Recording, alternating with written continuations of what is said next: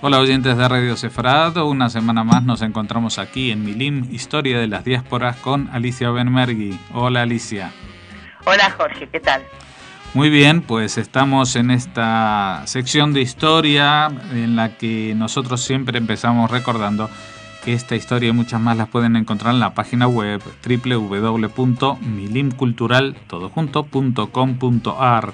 Y si les interesa, también pueden suscribirse a un boletín electrónico de noticias de la historia judía que recibirán en su buzón cada 2 semanas escribiendo a cultural@arnet.com.ar.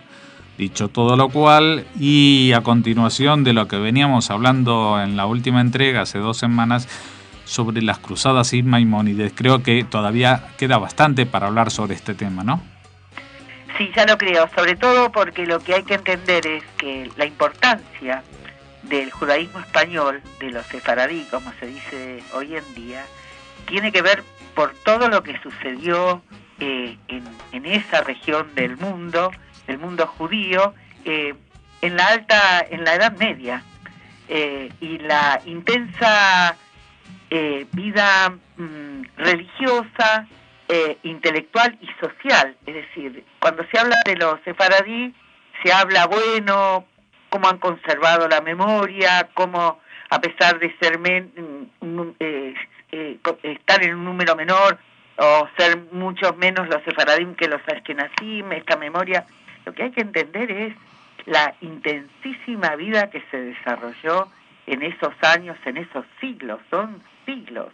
Es un mundo de intenso debate, donde hay academias rabínicas, donde hay cortesanos judíos de muy alto nivel, donde se producen conflictos sociales y religiosos al interior de las juderías, donde por esa época también se está produciendo el fenómeno de la reconquista. Por eso la población ibérica no participó en las cruzadas. Ellos estaban librando, los reyes y los cortesanos católicos españoles estaban librando sus propias batallas contra los herejes, tratando de expulsarlos del territorio ibérico.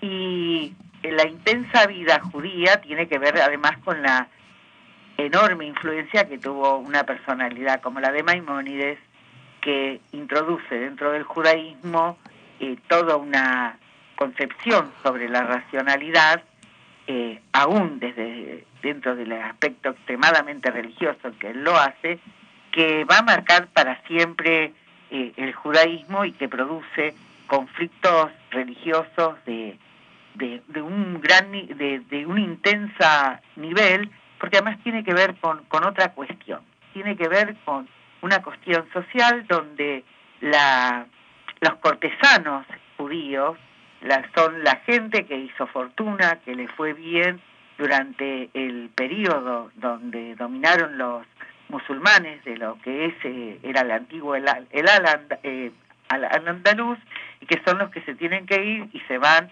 a los reinos cristianos a servir a los reyes que los acogen y que los necesitan, porque estos cortesanos judíos son gente de elevado nivel, no solo económico, sino cultural, hablan el árabe, conocen cómo funciona este mundo cultural que existe en el sur, y que ellos están dedicados a reconquistar. Y por otra parte, lo que hay que entender, más allá de que la historia se ve muy simple y muy sencilla cuando se escucha el relato, lo que hay que pensar es que los 700 años de dominación musulmana en una gran región de lo que hoy en día es España, produjeron una especie de nueva cultura, donde a pesar de que los cristianos se conservaron cristianos y los judíos, adoptaron numerosas formas y numerosas modalidades de esta cultura árabe, y entonces esto hizo que no se pudiera diferenciar tan claramente entre cristianos y católicos y cristianos habitantes de los antiguos reinos musulmanes. Así que esto va a dar lugar a una necesidad de adaptarse a una cultura diferente, con diferentes normas y con diferentes pautas.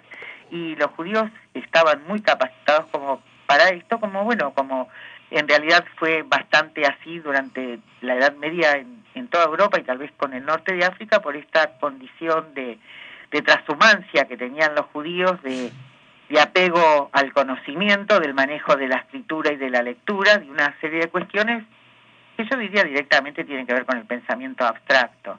No vamos a decir la palabra intelectuales, en esa época no existía, pero bueno, no es lo mismo un rey absolutamente iletrado, analfabeto. No hay que olvidarse que la cultura por mucho tiempo en Europa estuvo depositada en las abadías, en los monasterios y en la alta clerecía católica. En cambio, entre los judíos había mucha gente que también, además, lo que tiene que quedar claro que todos eran religiosos, absolutamente religiosos.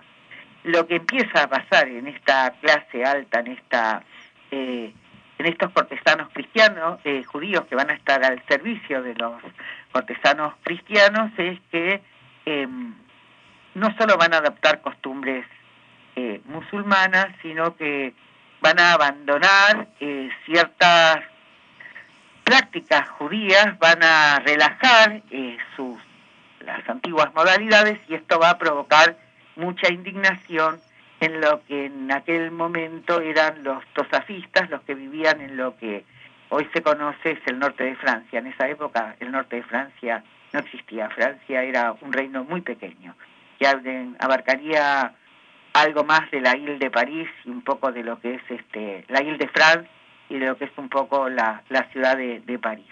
Y entonces ahí los tosafistas eran los pietistas, los que tenían una observancia fiel y estricta de todo lo que era el judaísmo que podríamos considerar ortodoxo. En aquel momento se los llamaba Hasidim, no eran los Hasidim que aparecen luego en el siglo XVIII, sino Hasidim, la palabra Hasid tiene otro sentido, el de una estricta piedad. Los pietistas eran llamados. Y entonces cuando empiezan a difundirse los libros de Maimónides, todos los textos, empieza el Moreh Nevuchim, el Sefer Adamat, toda una serie de cuestiones. Esto provoca mucha indignación entre estos tosafistas y también en la Universidad de Montpellier. Montpellier había academias en el sur de lo que es Francia, en lo que es la Provenza, había numerosas yeshivot, llamaríamos ahora academias rabínicas, y en ellas, sobre todo en Montpellier, le provoca una profunda indignación todos los escritos de Maimónides. Se lo considera directamente heréticos, porque hay ese fuerte componente racional que Maimónides toma de Aristóteles, del pensamiento griego, esta necesidad de explicar la religión por intermedio de la razón, es algo absolutamente ajeno al pensamiento y a las creencias de toda esta gente. En Gerona nace un judío que va a ser Nachmanides. Nachmanides era también profundamente religioso, como eran la mayor parte de estos pensadores, profundamente inteligente, muy piadoso y muy inteligente. Nachmanides se da cuenta que empieza a haber un conflicto muy profundo que va a terminar muy mal. Después voy a contar cómo terminó, porque los tosafistas lanzan un anatema, un jerem contra Maimónides y contra sus escritos. Digamos que tampoco Maimónides fue inocente en estas cosas que hacía. Maimónides detestaba a los guionim que estaban ahí en lo que hoy en día es Irak, a los guionim de Babilonia llamaríamos, porque creía que fomentaban la ignorancia, la superstición en la gente, y sobre todo lo que tenían era un dominio hasta económico sobre las distintas comunidades, porque si la verdad era única y eran ellos los únicos que podían pronunciarla, todo el judaísmo quedaba supeditado al mandamiento de esta gente. Y Maimónides creía que esto era necesario remediarlo, por eso él escribió todas las cosas que escribió, pero aparte de eso, porque también Maimónides quería que el pueblo judío se sustrajera de esa profunda oleada de superstición e ignorancia en el que se estaba sumiendo el cristianismo de hecho ya lo estaba, y también el mundo musulmán, que había tenido notables filósofos, notables pensadores, pero que en ese momento empiezan a ser dominados por los factores más decadentes de la cultura islámica, de la religión islámica, y entonces él también fue muy influido por pensadores islámicos. Realmente quiere evitar que al judaísmo le suceda lo mismo. Diferencia entre los sectores populares que requieren y necesitan de la superstición para permanecer, tener alguna esperanza en su existencia, pero él cree que la gente más educada tiene que saber y conocer filosofía. Y eso, para los tosafistas, es algo inaceptable, sobre todo porque los judíos que van a vivir en los reinos hispánicos, muchos de ellos, sobre todo los cortesanos, la gente de alto nivel económico, tienen no solo la capacidad de leer y de comprender a Maimónides, sino que lo usan para sus propios fines. Y sus propios fines son el goce de la vida, el goce de la vida cotidiana, y entonces van a tener sus queridas cristianas, sus queridas musulmanas, van a relajar las formas de la creencia y de la observancia, y eso es algo que es peligroso e intolerable para estos judíos más estrictos, que además están velando por la conservación del judaísmo. Uh-huh. Bastante, a mí, mirado a la distancia, me provoca bastante asombro y bastante curiosidad esta forma de haber mantenido el judaísmo su unidad en momentos muy problemáticos. Estos fueron tan problemáticos que el judaísmo, vamos a llamarlo español, porque aunque español no era, España empieza mucho más tarde. Empieza toda una cosa de división, y entonces empiezan, el que está tratando de mediar en todo esto es Nachmanides. Nachmanides, que viene de Gerona, que es también un judío profundamente pietista, que en algunas cosas no acuerda con Maimónides, pero que también valora el enorme conocimiento y la enorme influencia que tiene desde Egipto, que tuvo, porque ya está muerto, la obra que creó Maimónides.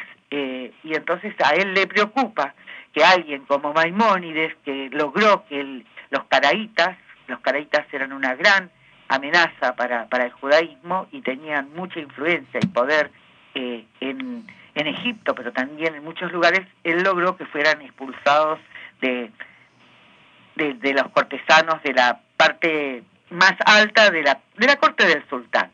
Y también él logra que los judíos yemenitas no sigan convirtiéndose al Islam, desesperanzados y desesperados de la posibilidad de que el Mesías nunca vuelva, que no se produzca la llegada del Mesías.